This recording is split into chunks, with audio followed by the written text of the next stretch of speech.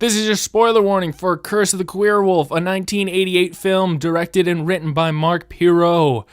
Let me tell you, though, I really do recommend seeing this movie, because this is a batshit crazy movie that divides people so intensely, and I would love to sort of hear your thoughts, and I do think you should form your own opinions.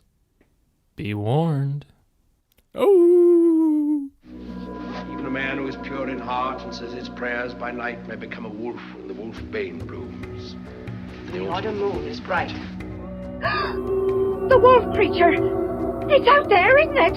You've seen it, haven't you? A strange beast, somewhat resembling a wolf.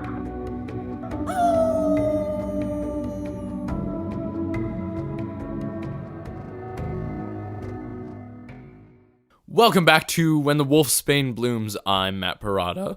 And I'm Sybil Weber. And we're back to look at yet another piece of werewolf. Describe the podcast. Fuck you. What is the podcast?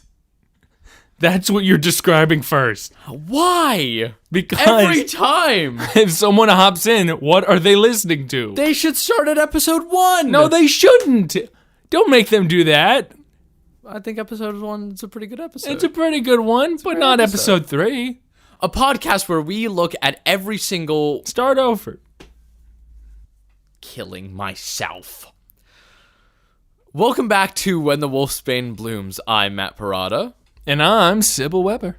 And how do I even, introduce that? This is your podcast all about werewolves and werewolf-related media. Okay. That's stupid. It's our tagline. Because you never thought of a better one. And I like that one. That's a good one. This is your podcast for all werewolf and werewolf-related media. Mm-hmm. Mm-hmm. That's a good one. Do I have to start over from the top? Yes. God fucking damn it. It's 2 sentences. I hate you. Ah, I live in purgatory. Welcome back to When the Wolfsbane Blooms. I'm Matt Parada. And I'm Sybil Weber. And this is your podcast all about werewolves and werewolf-related media.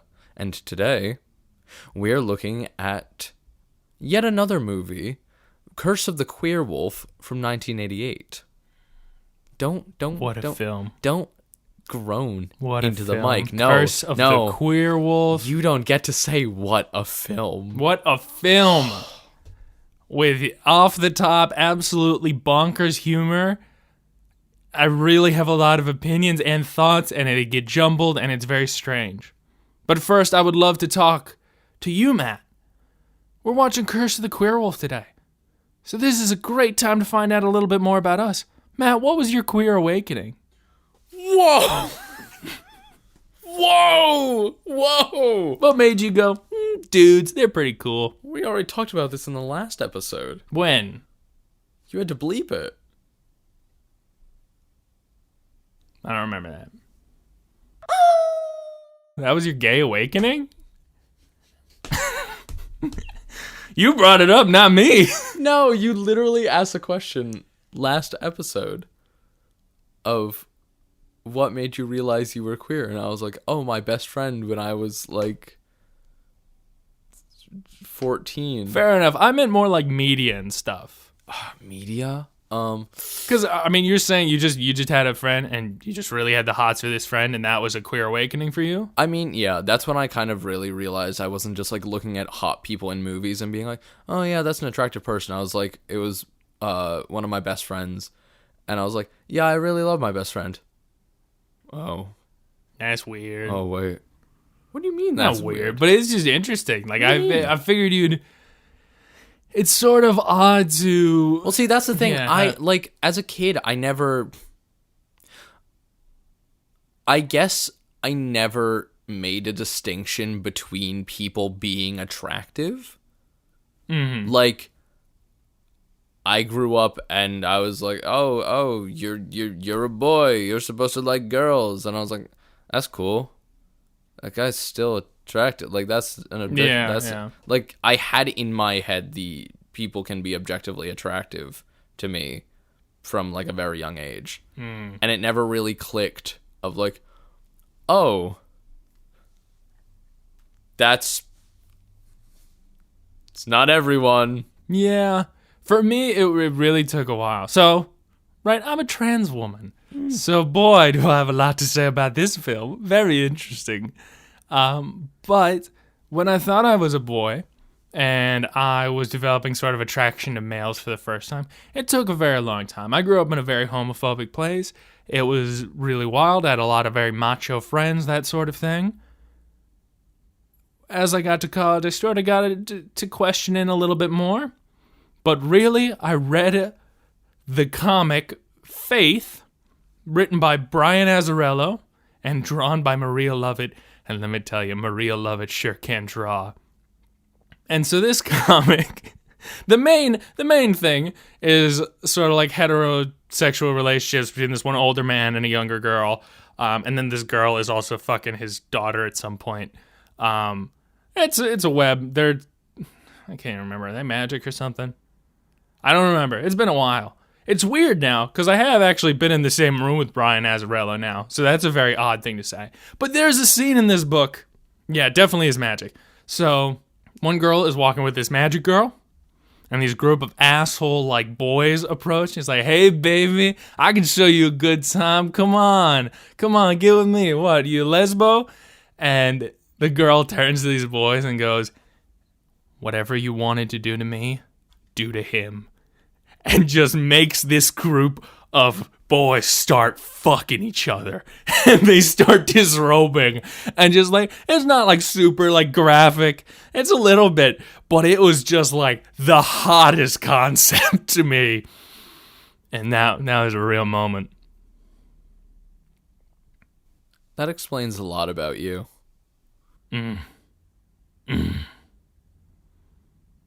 What does it explain? Things that I'm not going to get into. Elaborate, Matthew. On a public podcast. Now go for it. I'll cut it. Yeah. Coward. Yeah. I am a little bit of a coward right now. All right. I've already fucked up the opening 3 times. All right. You got a knife in your hand. Synopsis of Curse of the Queerwolf. So, Curse of the Queerwolf follows our main character of Larry Smallbutt. He is friends with Richard Cheese. They are both these sleazy guys who love going to nightclubs, fucking outside their relationships if they do have a relationship. It doesn't show that Richard Cheese has a relationship. And one night, they come home from a bar with 2 gorgeous women, and the woman that Larry Smallbutt ends up with turns out to be a queer wolf. She's a transvestite. She's got a dick. Oh, God. Oh, God. And the way that they react winning. Is... What? #winning. I mean, more the merrier, you know? You'll open it up, you're like, oh, wonderful. And so this happens. And now, after being bitten by this queer wolf, Larry is cursed to transform every full moon to become a queer. His wrist can no longer stay straight. He dresses in women's clothes. He talks differently. And he loves fucking men. He fucks so many men. He wakes up after his first night of being a werewolf in a sauna with a group of men looking at him like, hey, what a good night. And here's the thing. His friend points out, no, you couldn't have been with those men. Because they were sitting down, weren't they?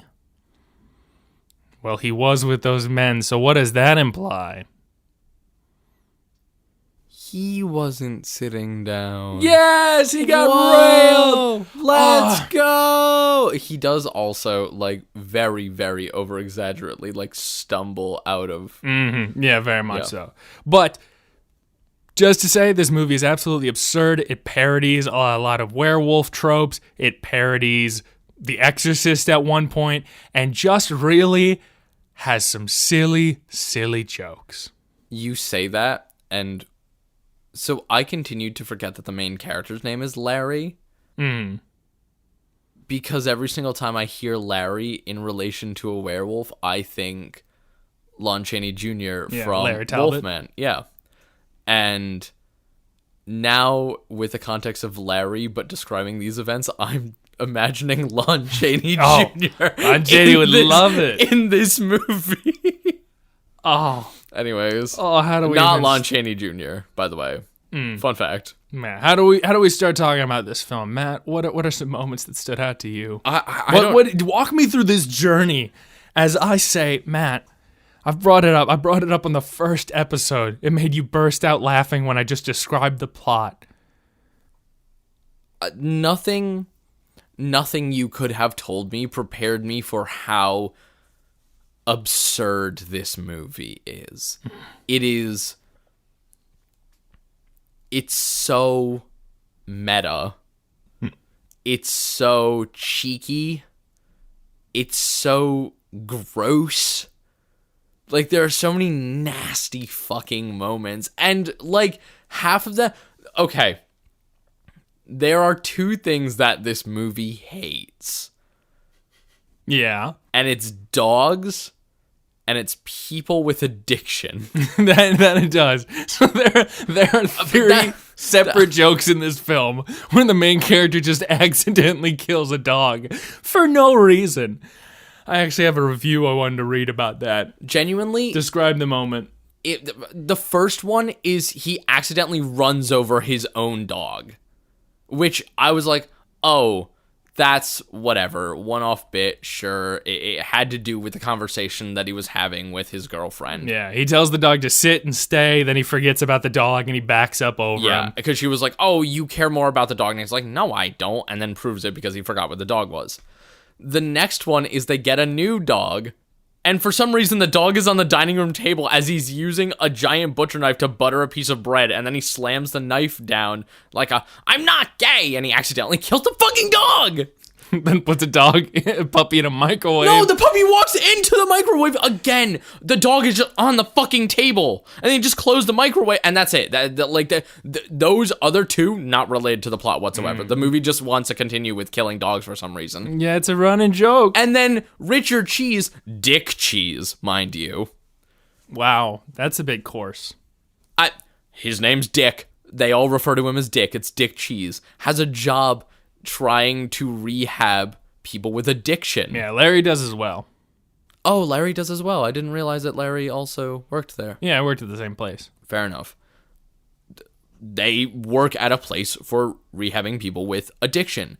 And Dick is so bad at his fucking job, he keeps getting distracted and keeps accidentally killing these people. And this concept for a job is so silly as well. Like, they clearly so just, like, goofy. thought about the joke, where it's like the first one is this woman who's overweight, and whenever she goes to eat food, there's this wonderful spread of food at the table. Whenever she's eating something sweet, the guy presses a button and it electrocutes her.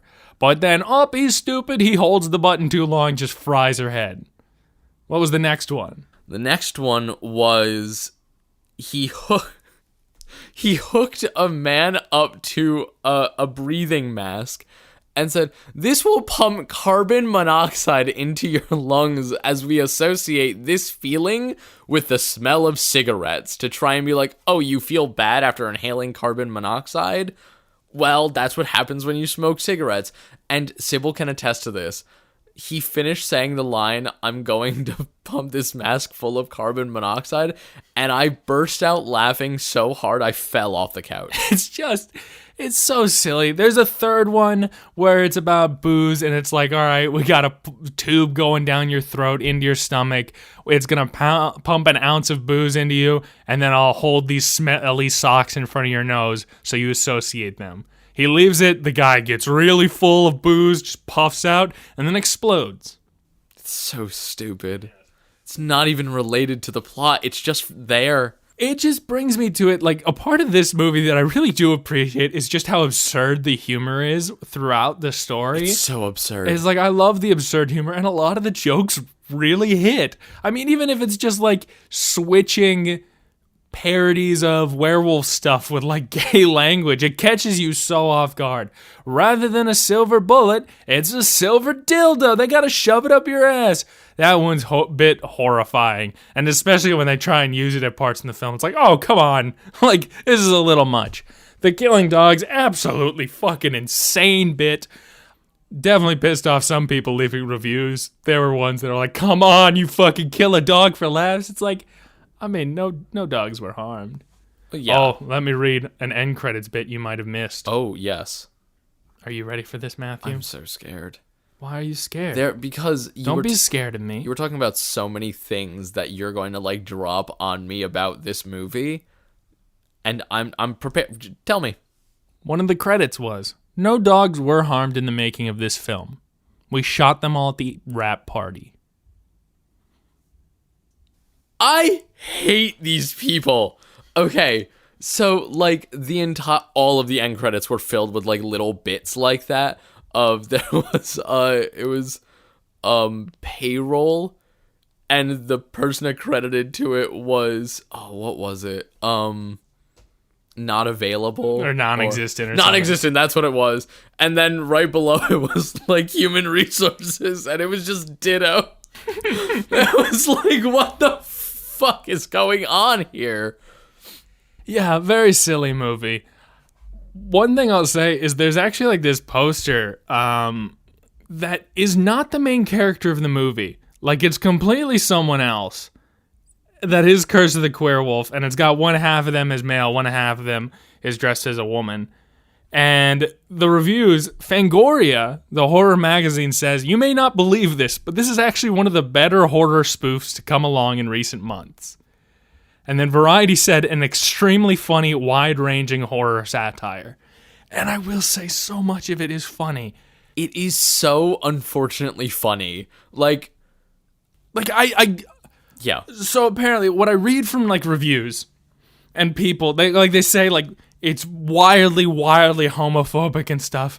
But I don't understand how you can watch that film and not get the sense that it's like this insanely camp, like not actually making fun of it, but just like this sort of satire thing. Because, like, yeah, it's playing on these tropes, but nearly so many people in the film dress up as women and then are just like doing like the whole just gay voice. And it's like, you clearly had fun doing that. You clearly wanted to dress up as a woman. There's like the people who are super homophobic and like hunting in the film, they're not made to be like, oh, these are the guys in the right and they're gonna vanquish the evil. Like, it's just part of the werewolf myth, and the same part of I'm not rooting for the villagers to kill the werewolf in a werewolf film. They also all get turned into queerwolves as well. Oh, it is so good. It's so so good. And then Larry escapes. He's a queerwolf. He goes to an exorcist. An exorcist does a parody of The Exorcist with him where he's using Budweiser and pictures of like macho men that are like fucking, so like Burt Reynolds, John Wayne. So many are just random people. And it's like, I guess they're macho. I don't know what it is to be macho. I'm a queer wolf. And the end is like, oh no, they're not gonna be able to fix this queer wolf. So the priest is like, come into me, just like the end of The Exorcist. And that does happen. Yeah, he comes in him. Other moments that stand out to you? Other moments that stand out to me. Or did you get the sense that it was more camp, or did you get a real sense of like vile homophobia? You kept saying like, what have you put me through with this movie? You felt like I was torturing you with this? Because it feels like both. Mm-hmm. It feels like this is supposed to... It's like if homophobic people tried to make something camp. It's just odd because like I don't think anyone, or at least a majority of the people on this movie, were homophobic. I don't think that. I think most of them were cool. You know, so, but that's the thing is like I want to like find out, like I want to interview these people and like what were these intentions? I want to know because it doesn't feel like it, but there's that underlying sense of like. I mean, like the main character when he discovers that he's sleeping with someone who's trans is like, oh my god, he's got balls, like that, like freaks out. But it's like, that's an over-the-top comedy thing. Yes, do I know straight people who would react like that? Yeah, straight people are fucking crazy. But it's just, it's so hard for me to picture that it would go so over the top with this and not be camp, like just be like, yeah, and it's bad, but to show that it's bad, I'm gonna dress all my actors and make them do queer things, and I'm gonna pump fake cum in this guy's mouth and have him spit it out. Yeah. There's also like the entire scene of everyone at the restaurant being turned into a queerwolf, and then they all just go off and party. Yeah, like that. Like, It was great. Come It was- on. Yeah, it was like Let's go lay Sunset Boulevard. Yeah, that's the end of it. There's no like, oh, we have to hunt them all down. We have to finish that. I mean, even like all the hunters eventually become queer. Yeah, exactly. And Like then they go take off and party too. Like the priest Great. and a torch person like escape, but eventually the priest is turned into a queer wolf, bites the other guy. Yeah. The only person who really gets out of it without being queered is Larry, who is then, it's revealed in the credits, is imprisoned for killing Madam, I forgot her name. But she's the fortune teller, the who gives him advice beforehand.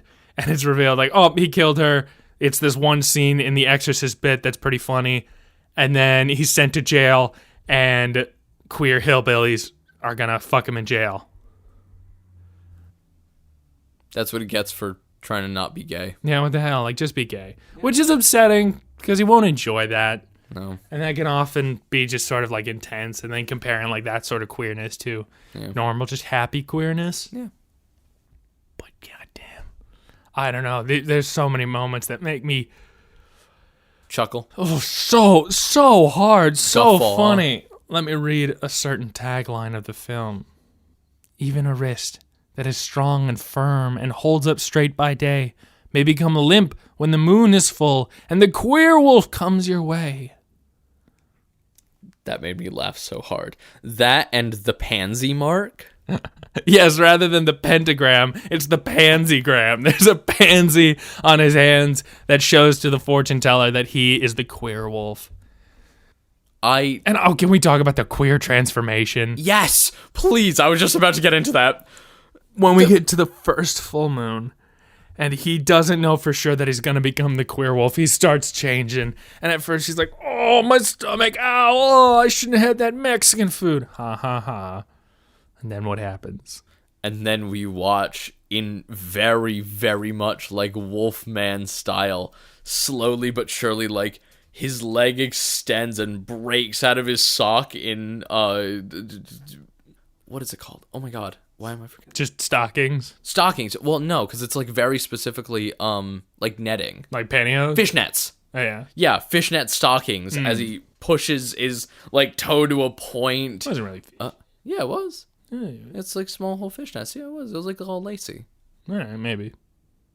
Whatever. Point being. Yeah, but so he's wearing stockings. Yeah. Rolls over, his butt starts to inflate. His butt inflating. Amazing. Like, come on. Like, you're telling me that these are homophobic people and they would have chosen a shot to be this man's ass expanding? Getting bigger. Getting a big, fat, juicy ass? Come on. Like, I understand that maybe they could have, but like, part of me, like, I just want to believe that this is done with, like, I would love to remake this film.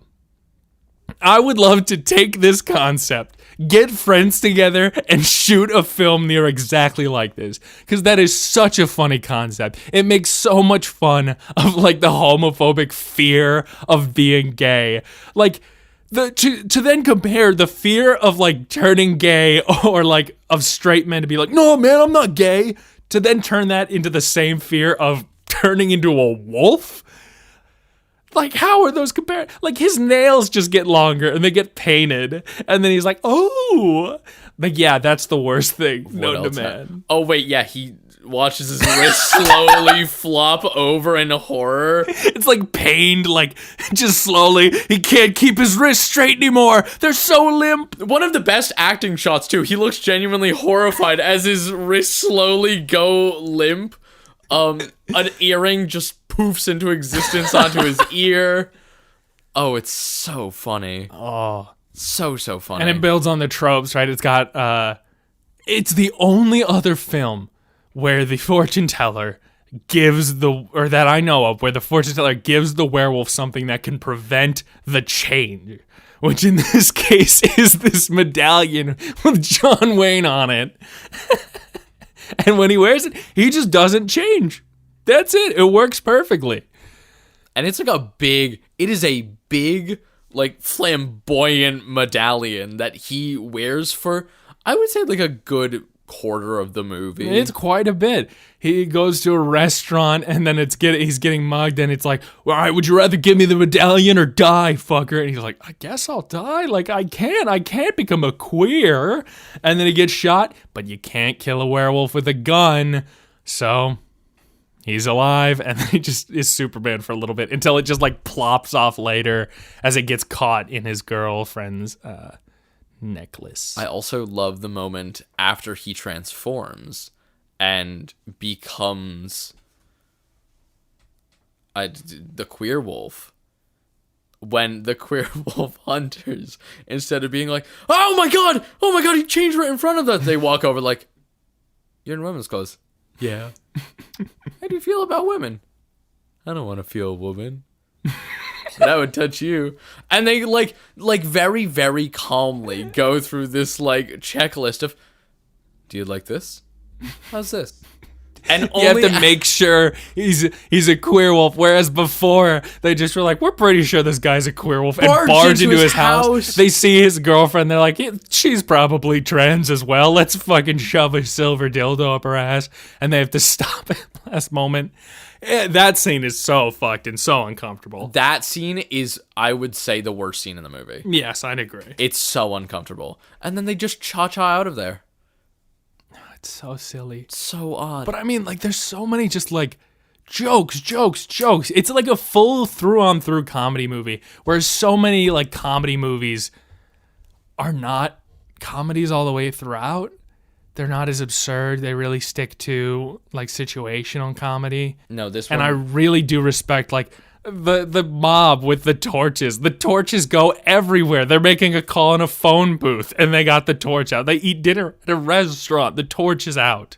They're driving in a car and the guy driving has one hand on the steering wheel and one hand outside the window with a torch. It's so funny. I want to know if those had to be practicals, right? Yeah. Those had to be. 100%. So this movie, I think this one had probably like a $10,000 budget, if I remember. Like 100% practical. This main thing, when I was reading about Mark Perot's IMDb movie cinematography, baby bass.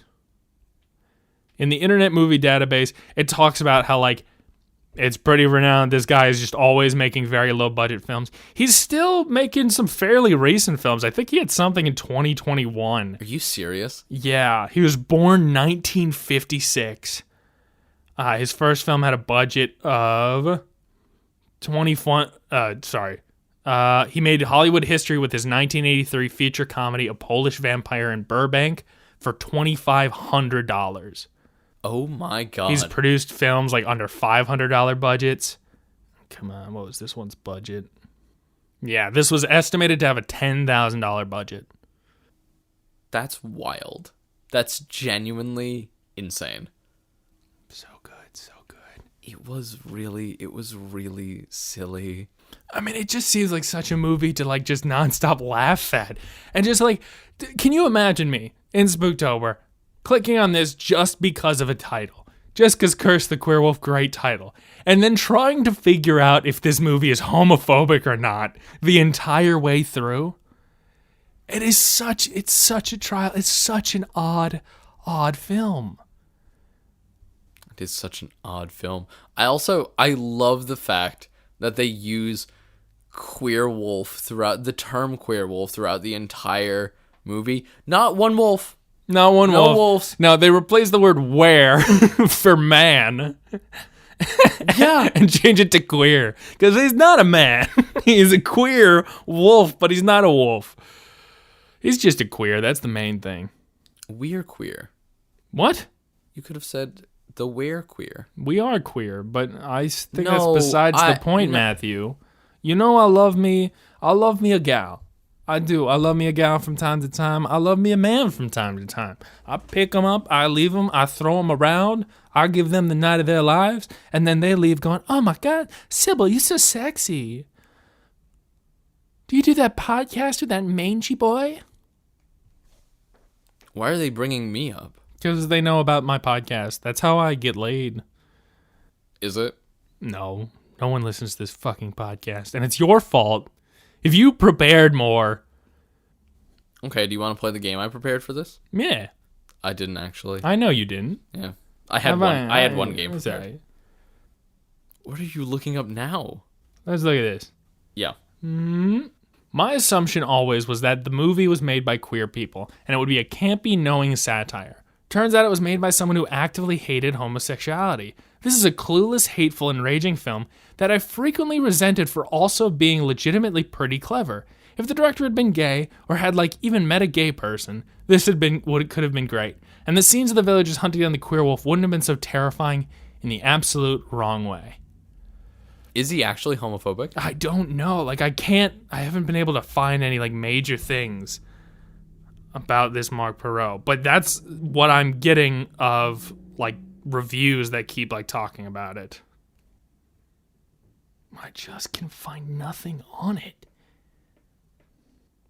Author David Blyler wrote in his book TLA Video and TV DVD Guide 2005. While offensive to some, the film is more harmless camp than incendiary hatred, which is a lot of what I pretty much find. Tasteless and raunchy, the film will offend many, but those looking for a sick, offbeat comedy will enjoy Perot's irreverence. And it's clearly it doesn't feel like it's saying something. It feels like something made for comedy's sake. But the trouble is, I understand that it is punching down, but it feels so. Other films he's done have been Nudist Colony of the Dead in 1991. In 1995, he produced a musical stage adaptation. And that was fucking billed, apparently, as the Rocky Horror Show of the 90s, was what he was trying to, He completed a feature film 1998 called Colorblinded, in which a black girl becomes white, and received a standing ovation the night and was subject of an article. It's more poignant and touching than any of the previous films and has gone to win 3 awards over the year. He refers to it as his Schindler's List. I don't know what to think about this. In 2009, he releases ambitious film The God Complex. It's a silly retelling of Bible stories. He hates worshiping sky daddies. He abolishes Catholic faith at age 14. That doesn't seem like someone necessarily filled with hate. So what this leaves me with is I'm still sort of confused. If you told me that this film was directed by someone gay, it would be amazing. It would be so perfect. I understand, hesitation with the idea that it comes from a hateful place, but I watched the film, and even then, it definitely doesn't seem to be spewing hatred. Even if it is, it's a very raunchy comedy. It's very intense. It's supposed to make you laugh at sort of this absurdity of these crazy people, these crazy straight dudes who are so, wobbly about their masculinity. What I would really love to do, and what I do hope in the future, is I'm actually going to reach out. I'll watch the documentary, and maybe at another time, I would really like to recircle into this movie or bring it back into topic. I feel like that would be a good idea. Because I don't think we can get a full picture on what this movie is. It feels like so much is hidden. Yes. And what I want to say is, how do we step away? I often, when I engage with a piece of art, I try not to be I'm going to read about the author's background. I know, in English classes and stuff like that, they'll often be to understand this, you need to get a look at where Hemingway was living at the time. And I'm if the work doesn't necessarily stand on its own, why would I be doing that? And I think a lot of the comedy is quite clever. I love a lot of the jokes. It makes me laugh a lot of the time, and I do genuinely have a pretty good time with this film. What are your thoughts? I think it is genuinely clever at times. I don't like it. Yeah, what don't you like about it? I feel like it does have moments that are genuinely clever, but it's hidden behind a lot of just raunchy slop. What makes it slop? It just feels like, what's the grossest, raunchiest joke we could make right now? Let's do that. And then they do it. And there were multiple times during the movie when I looked over at you and I called out exactly what the joke was about to be, because it was the grossest joke imaginable. What are some of the gross jokes that really put you off? Not that they put me off, just it was like, it always felt like the lowest hanging fruit. It always felt like if you've seen this kind of raunchy, cheap, dirty comedy before, you know where the joke's gonna go. And I mean, I feel that way with a lot of comedy. I mean, comedy a lot of the times is rhythmic, and it's about subverting those expectations. and There's plenty of jokes that I couldn't have predicted. Like, I think the torch joke, I think it's absolutely fantastic. See, I think bits like that were funnier than the actual verbal jokes. Like, the bit of the torches was so funny. Genuinely so funny. But a lot of, like, the character-based jokes, like all the jokes around Dick, or all the jokes... what jokes? Anytime Dick had a sex joke with what he was doing, or... I mean, even with, like, the people that he was working with, it was... What was happening was never funny. It was just kind of like, alright, so this person is gonna fucking end up dying horribly somehow because Dick's lazy at his job. It was never funny. The one It might not be the most, like, laugh out loud, but I do think that doesn't necessarily put it down. Sometimes, like, it's about the silliness that is created within a world, right? It's the same time as, like, if you make a joke that someone doesn't want you to make, that also can be very funny in a weird subversion of it. In the same way that I do with you every time, where I set something up, and then I do it, and then you're mad at me, and that's hysterical. Yeah, that's fair. I get that. And I understand, like, a lot of it is really intense. It's sort of trying to be, like, offensive for offensive sake sometimes. But definitely not any more so than things that people love. South Park, Family Guy, those sort of things. But I do often feel like a lot of these jokes I was more gravitated towards just in sort of a non-cerebral way. I think a lot of people take comedy as a very smart thing to sort of like take into account, and there's certain things of like structure and like rhythm that go into it. But a lot of it comes from how silly you can be. Well, what comedy do you like? See, I was about to say, I do enjoy South Park. Like, this kind of humor I usually do enjoy. So what's the difference? It felt so immature. And South Park? I don't know. Top brow? No, South Park isn't, but it felt immature in a bad way. Whereas South Park feels immature in a good way. I don't know why. Okay. I genuinely cannot explain the nuance behind it with words right now. I'm, like, grasping at how I want to describe this, but... I love it when the kids say fuck. South Park, haha. But that's not the funny part. I know, but I like saying that. That's the... Okay. Whatever. Yeah, okay. I haven't watched a ton of South Park, but I'm not... Really, I don't watch it because of the animation. Really? Yeah, it looks boring.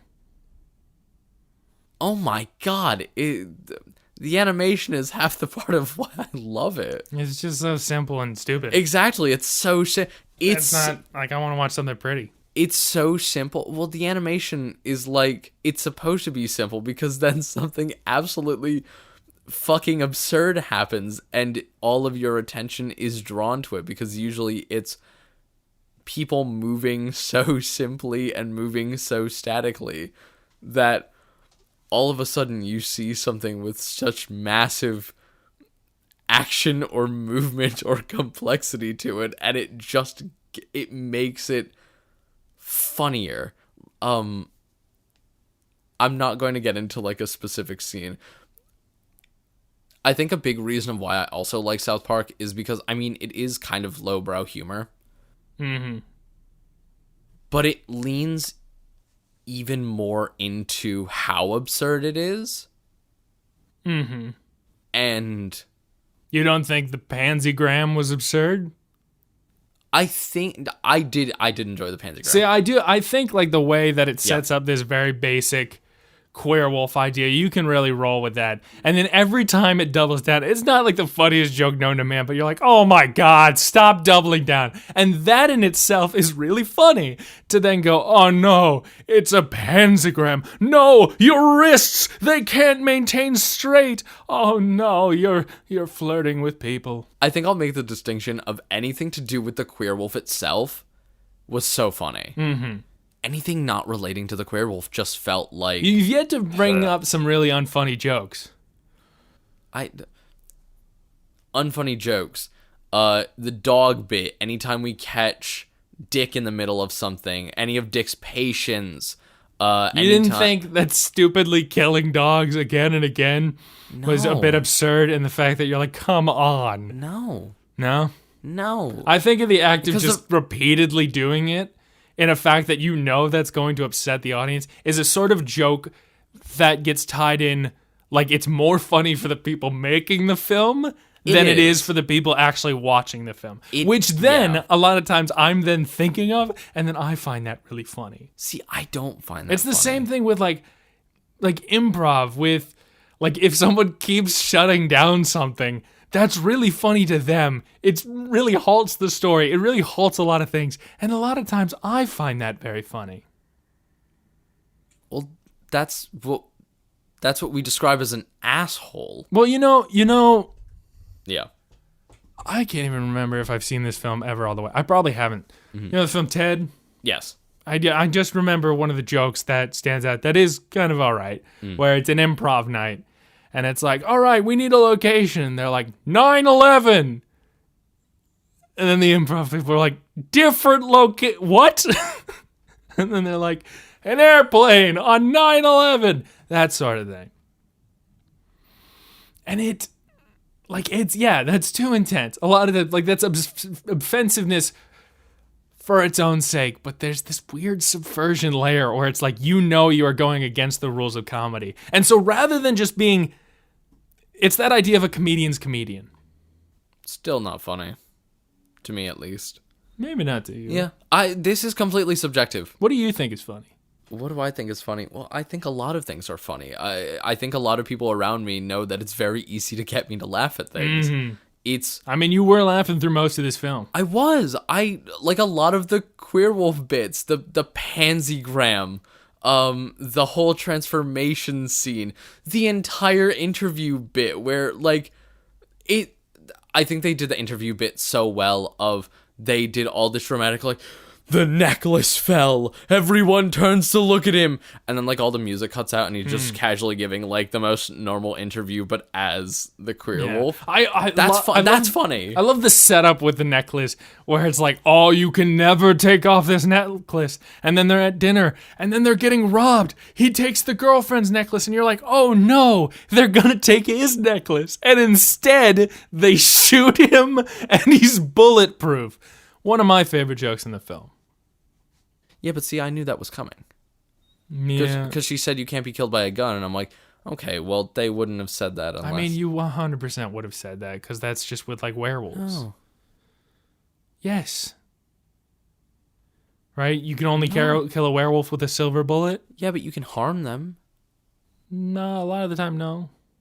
Yes.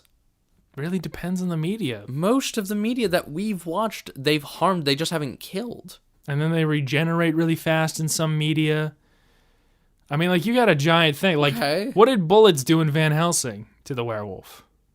One of your favorites. What did that do to that werewolf? Damaged it a little bit, but they didn't No, it kill didn't. Yeah. That werewolf didn't move. Yeah. No. It was yelping every time it got shot. No, it wasn't. It was. You are a liar. I'm not a liar. I'm pulling up right now. Go ahead.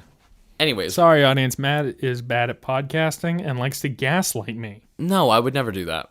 Anyways, while Sybil does this and goes on this wild goose chase, I do think the movie has its charms.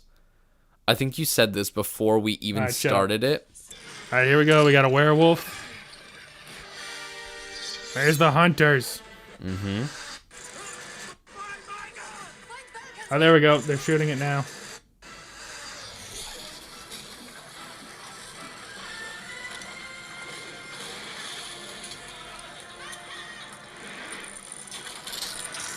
Let's hear this yelp.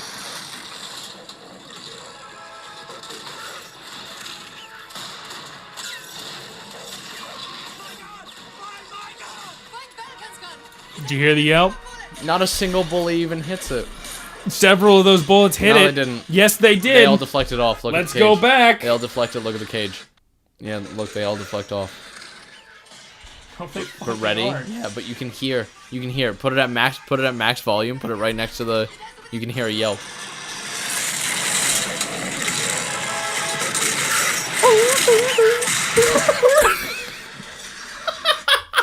So maybe, Matt, maybe you shut your damn mouth I was waiting the entire time. as one of your favorite fucking werewolves doesn't do it. As you are lying to me. I can't believe you humored that. Matt! Oh. Matt decided to knock over fucking podcast equipment with his stupid joke, laughing at his own thing. So good. Oh my god. Yeah, we'll see if other people find that Oh funny. my god, that was so funny. This is the man you're trusting for comedy. Yes. Well, nobody should trust me for comedy. I have my own sense of comedy. I never said I was right. That's fair enough. What I'll say is I love a lot of absurdist humor. Mm-hmm. I really love silly humor. I love the group Auntie Donna. They're one of my favorites. Yep. But yeah, I think there's a lot of heart to the comedy in this film. I think it deserves some like deeper introspection. But even with like it being sort of homophobic in some moments, there's a part of me that really thinks it wasn't necessarily done with like evil intention. Like it seems like, I don't know, low-hanging fruit, the silliest of the silly, just something to talk about. And especially with something that people get so like antsy about. To take something where like people go, what, you're not gay, man. Like they're still like that. In like schools, when I teach in my classroom, like the amount of homophobia that goes on, it's like, no, I'm not gay. Even though there's some gay people in the class, like that still exists with so many boys. And I do think it takes a very light poke. It's not like it's trying to make a big statement at that sort of absurd homophobia. And in the end, I don't think it's an anti-gay film necessarily. I don't think it is either. I just didn't find most of it funny. It's fair. Yeah. Except for all the parts that you were laughing nonstop through. Yeah, I think a lot of the things that I found funny were like references to the Wolfman and how they made that part of the Queerwolf. So silly. It was so that was funny. That was funny because it was cheeky. It was very cheeky.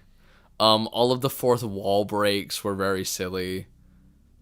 It was very funny every time looking just at the camera. I was like, you know exactly what's gonna happen. You know the priest going, "Come in me," Yeah. and then they looks at the camera. Oh, he's gonna come in him. Do you have a question to ask me? I don't have a question to ask you. Then let's get into some ratings.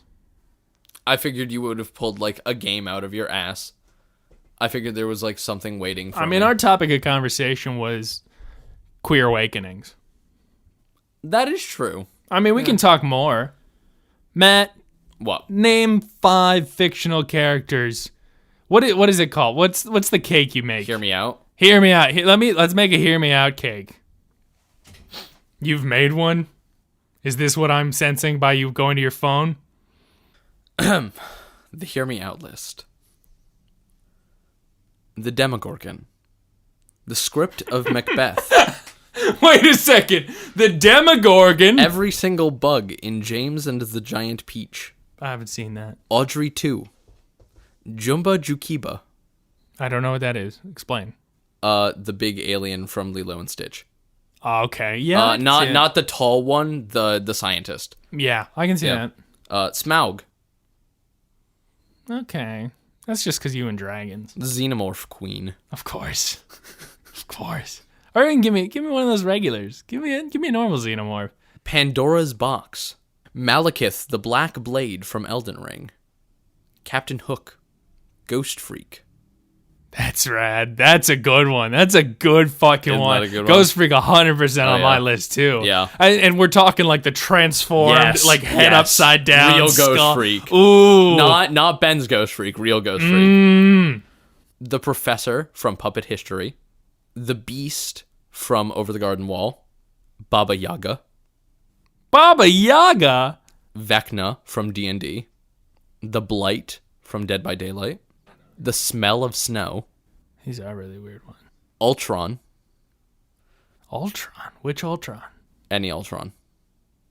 Have you seen where... Have you seen... There's like a comic where like Iron Man became like an algorithm almost for a while. Like he was just an AI and then he'd form himself out of nanites. And there's this one thing where Ultron like hacks him and then turns him into a babe.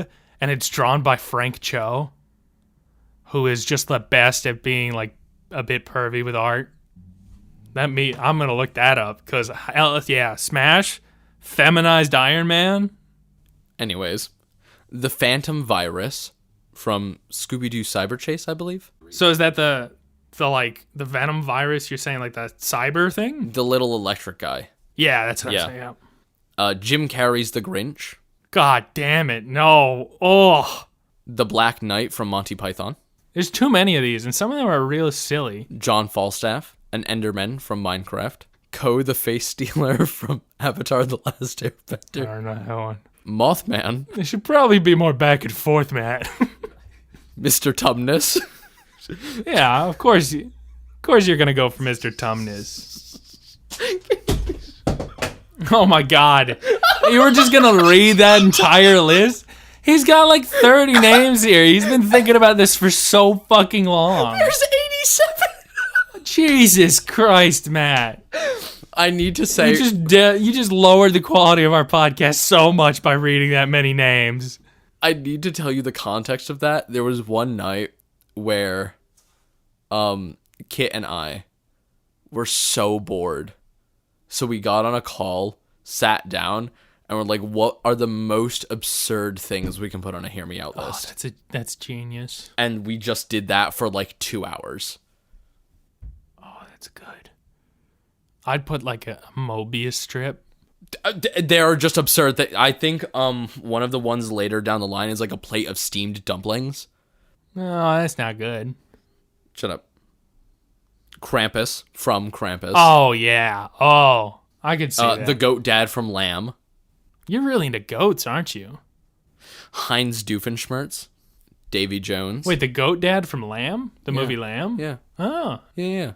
What'd you think of that movie? I liked it. I watched that recently. Yeah, that movie sucked. You suck. That was so boring. I liked it. I was just sitting there so long, and I was like, why is nothing happening? I mean, it's slow, but I enjoyed it. And then just like, the plot points were so simple and silly. I was like, this would have been better as a comedy. Oh no, my half sheep baby I just pulled out of this lamb's vagina. What are we gonna do? I thought it was kind of fine. It was fine. It's too long. Okay. Myself, but an evil clone. Yeah, of course. Matt, you gotta stop. Stop now. This is too much. You can't talk for that long without engaging with the other person in the room on a podcast. Okay, you give a Hear Me Out. Lugia. That's a Pokemon. And? That's an animal. You've got Mr. Tumnus on there. Mr. Tumnus is a person. Yeah, and Lugia has intelligence. No, Lugia is an animal that can be caught in a Pokeball and used to battle. I could catch Mr. Tumnus in a Pokeball. No, you could not. Yes, you could. No, you could not. Yes, you No, you fucking could not. could. Sound off. Can you catch Mr. Tumnus in a Pokeball? Sound off. That's our question for today. Can you catch Mr. Tumnus in a Pokeball? No. What? No, you can't. Yes, you can. No, you cannot. Of course you fucking can. No, you You're being cannot. silly. Have better discussion than this. You can't just go back yes or no. You stop it. Why could you catch Mr. Tumnus in a Pokeball? Because he's an animal. He's not He's an a animal. fictional being. He's not. And a Pokeball can He's catch a dude. things in it. He's straight up a dude. He's not straight up a dude. He is. No, Yeah, he he is. leans over because he's a part goat. Okay, so what do you rate Curse of the Queerwolf? All right. How do we rate things, Matt, since you always forget to ask this question or talk about the things you need to for the structure of a podcast? That's true. I always forget about that because I'm always interested to talk about the things and not introduce them. You're interested to talk with me rather than make something for anyone else to listen to. Exactly. Because I love talking to you, Sybil. Thank you. Yeah. You're all right. No, So I'm how- sorry. You're my best friend. So how we rate things. That one night we spent together will always mean something to me. What one night? When I queered you. Did you erase my memory? No. Did you mind wipe me? No. Oh, you know Vincent D'Onofrio full of bugs in Men in Black? Yes. Smash. So how we rate a movie is based on how good the depiction of the werewolf is, how much it aligns with our idea of an ideal werewolf, as well as how werewolfy the movie is. How well does it portray the story, the experience of a werewolf, or how well does it connect to some kind of established mythos without deviating from it too much? Mm-hmm. With that in mind, how do you rate this? Matt, I'm going to rate this movie 3.5 stars. 3.5 stars. It has basically everything that you could want in a werewolf story. It has the actual, struggle in the transformation. It's got silver being a weakness. It's got the full moon transitioning. I might even bump it up to a 4. You've got... It's got a lot of the pieces of an actual werewolf thing. The only thing missing is the wolf. And for that reason, I'm giving it a 2.5. It's missing half of the criteria. That's not half the criteria. Yeah, it is. It's No. missing the whole wolf. Yeah, it's missing the wolf. The whole but it wolf. has the things that make a werewolf. So the thing it's missing is that the content is a wolf. Yeah. Right? If this was a were-cat film, and everything was the same except for, rather than transforming into a wolf, it was a cat, would that be the same? Maybe I'd bump it up to a 3. Why? Because it's an animal. It's an animal transformation. That doesn't make It's a bestial any sense, transformation. Yeah. right? This still has so many of the key components of an actual werewolf. The only thing it's doing is it's a satirize. It's a satire, and because it's chained it into queer people, which is fine, it's just a comedy. 3.5, I think at least. 2.5 at the most. Why? What brings it down besides the wolf? There's no wolf. That's not enough. There's no wolf. Yes, it is. It's absolutely enough. It's my rating. It's one thing. Your rating sucks. Okay, womp womp. That's very close to a werewolf. This is my rating. Maybe a 3. I'll give it a 3 at the very highest. If you rated this higher, if you rated this lower than Magic the Gathering, I might have to kill you. I liked Magic the Gathering. That's true. It's not about like. How many times do I have to say this, my man? And and then I changed my rating for Magic the Gathering to make it like a 1. Yeah, better. It better be. It is. All right, Matt. I will give this... I'm standing with my guns. It's 2.5. It's missing the whole damn wolf. Yeah, but that's all it's missing. I wanted the wolf. You can want the wolf, but that doesn't mean it's far away from a werewolf. It's one component away, and it's clearly a spoof on it. And it is wolf, right? It has wolf in the title. It has the bite. It's got the breaking skin. It's not a wolf. That doesn't matter. I wanted to see the wolf. It's a werewolf. Half of this rating is the depiction of the wolf. Yeah. And it depicts it pretty cool. Yeah, pretty cool. But it's not about how much we liked it. But it bites people. Doesn't matter. And that's why I can bite I'm you. taking away a whole 1.5 stars. That's probably more than I should for it just missing the wolf. I can bite you. That doesn't mean I'm a werewolf. All right, Matt. What? We have to close out. Yeah. So what I'd like you to do is to give me your best gay voice. Are you going to say that I have to do a voice like this? Yeah, and Okay. then read off 5 more of the things you want to fuck on your list Oh my god, I've never wanted and to explain do anything why. more. All right. So, James P. Sullivan from Monsters, Inc. What a Ew. hunk. Oh my god. Fuck you. Fuck you. What the fuck? Fuck you. I mean, I'd understand it a bit more for me. I love Sully. He's great. I bet he'd give Sully would be great a- cunnilingus. No, I feel like Sully would be like a very soft top. Like a gentle top. Yeah, I get that. Yeah. I'd rather Sully. Yeah, but he has like gigantic teeth. I don't think he would give very good cunnilingus. All right. I'm going to be honest there. I just can't mixed up say that. Mike and Sully in my brain. You goober. All right, that makes more sense. Yeah, I understand Sully's Sully. the big one, not Mike. It's because you said the full name. All right, back to it. Wait. Okay, yes. Who's another one that I would pick?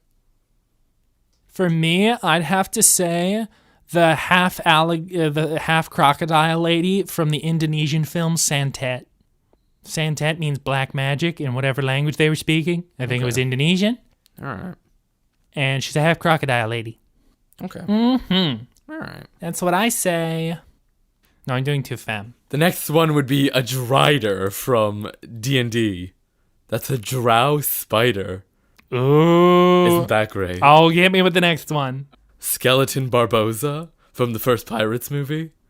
No, remind me which one he is. He's the captain. Oh, of course. Yeah. Yes. Get those cavity teeth going in there. Ugh. The next one is Megamind. Of course, a lot of people want to fuck Megamind. And my final one is Jesus of Nazareth. Oh, he does. I'm more of a Judas boy. You would be. You're not even a boy. No, I'm not. But if I was a gay man, Yeah. Judas could fuck me up the ass. Okay. Why?